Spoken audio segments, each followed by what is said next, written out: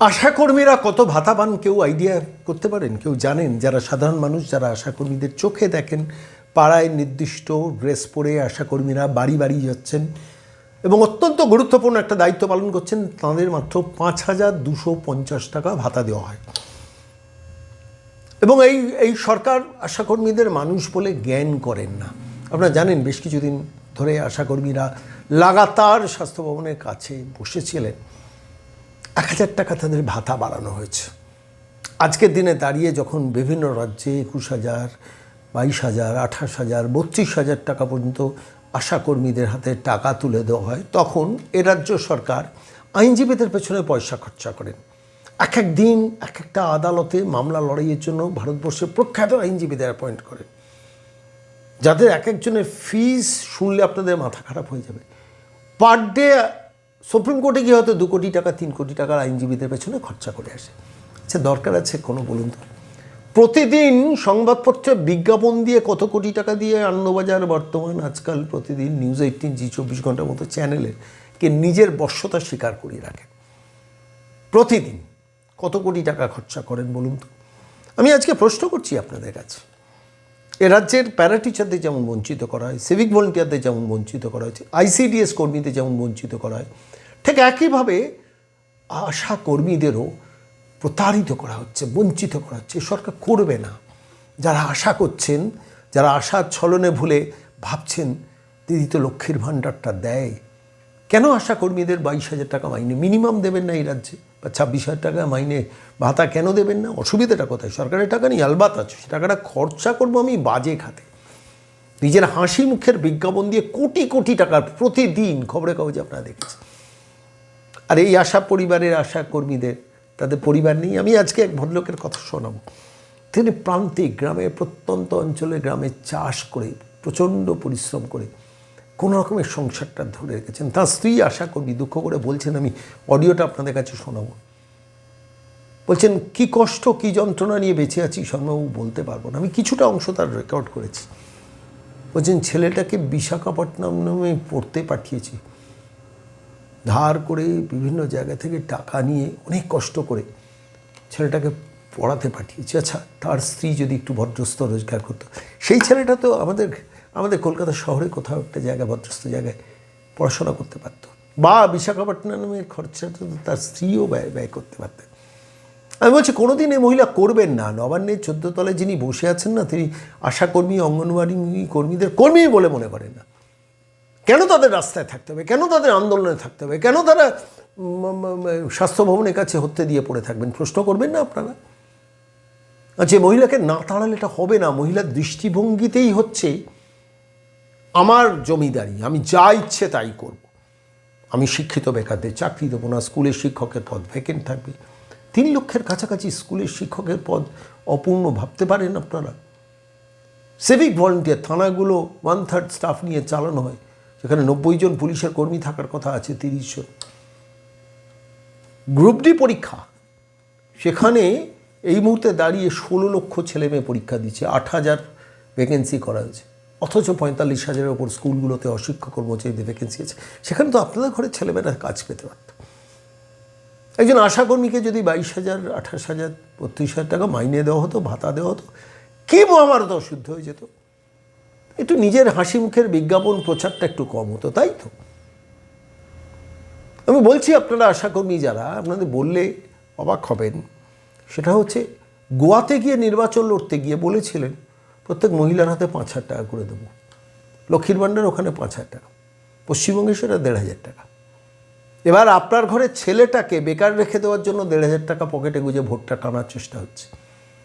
অথচ এসব কিচ্ছু করার দরকার ছিল না। পরিষ্কারভাবে আশাকর্মী, অঙ্গনওয়াড়ি কর্মী, সিভিক ভলেন্টিয়ার, তাদের প্রত্যেককে একটা সম্মানজনক অর্থ দেওয়া যেত। এরা যে 5.5 লক্ষ সরকারি পদ অবলুপ্ত, 6 লক্ষের ওপর ভ্যাকেন্সিতে কোনো নিয়োগ নেই। কেন হবে সেটা? কিসের জন্য হবে?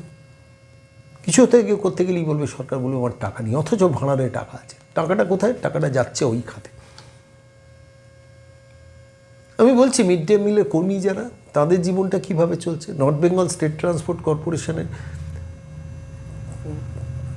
ক্যাজুয়াল কন্ট্রাকচুয়াল যারা কন্ডাক্টর আছেন তাঁদের জীবনটা কিভাবে চলছে, মৎস্য বিভাগের কন্ট্রাকচুয়াল কর্মীদের জীবন কিভাবে চলছে, বন বিভাগের কন্ট্রাকচুয়াল কর্মীদের কিভাবে চলছে। সারা রাজ্যটা শুধু কন্ট্রাকচুয়াল, ক্যাজুয়াল, না হলে কাজ করতে হবে না, কালকে তুই চলে যা বাড়িতে এখান থেকে। এরকম একটা বাস্তব অবস্থার মধ্যে পৌঁছে গেছে। আমি বলছি, আশা কর্মী আপনারা হতাশ হবেন না, মনে জোর রাখুন, আপনারা আমাদের দফতরে ফোন করবেন। আমি আবার বলছি, আপনারা আমাদের দফতরে ফোন করবেন সোমবার থেকে, রবিবার থেকে নয়, সোমবার থেকে ফোন করবেন। আর একটা পার্টিকুলার নম্বর আশাকর্মীরা, বোনেরা, দিদিরা আপনারা নোট করে রাখুন, 9830426049, 9830426049। এখানে শুধু আশা, ASHA বলে কোন অঞ্চলের, কোন জেলার বা কোন অঞ্চলে থাকে সেইটুকু লিখে পাঠিয়ে দেবেন। আপনাদের দুঃখের কথা, আপনাদের যন্ত্রণার কথাগুলো লিখবেন। আমরা শুনতে চাই, আমরা পড়তে চাই এবং সেগুলো নিয়ে আমরা প্রতিবেদন পেশ করতে চাই। এই বন্ধকের কথা যেমন শুনলাম যে কী কষ্ট, কী দুর্বিষহ জীবনযাত্রা হয়ে গেছে, আমাদের ভিক্ষে দিচ্ছেন মমতা বন্দ্যোপাধ্যায়, ঠিক করছে না। এই পাপের প্রায়শ্চিত্ত আপনাকে করতে হবে মমতা বন্দ্যোপাধ্যায়। এভাবে লোক ঠকাবেন না, বড্ড বেশি ঠকাচ্ছে। আমি আবার আশাকর্মীদের বলছি, হতাশ হবেন না, দাঁতে দাঁত চেপে মনে প্রত্যয় রাখুন, শক্তি রাখুন, পাশে আছি। আপনাদের দুঃখের কথাগুলো লিখবেন, আপনাদের পরিচয় গোপন থাকবে, যেভাবে এই বন্ধকের পরিচয় আমি গোপন রেখেছি। কোথা থেকে ফোন করেছেন, কোন আশাকর্মীর হাজব্যান্ড আমাকে ফোন করেছেন, চাষি মানুষ, তিনি ফোন করেছেন। আপনারাও অবশ্যই আমাদের মেসেজ পাঠাবেন, আমাদের দায়িত্ব হচ্ছে ঘুরিয়ে আপনাকে ফোন করা।